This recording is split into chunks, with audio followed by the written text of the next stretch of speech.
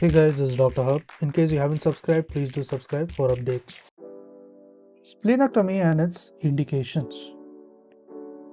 So first is we look at trauma. The trauma is specifically, it is a very important. It is in fact the most common.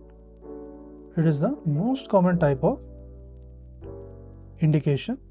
So under this, it can be the accidental.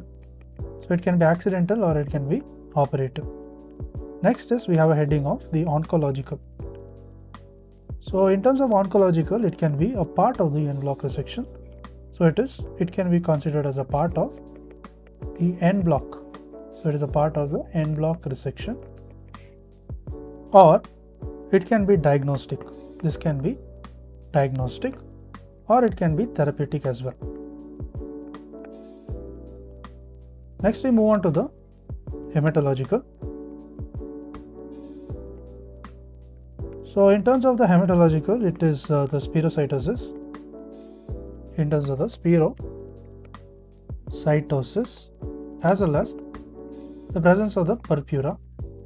So under purpura, it can be idiopathic or the ITP, idiopathic thrombocytopenic purpura. Next, there is also involvement of the hypersplenism.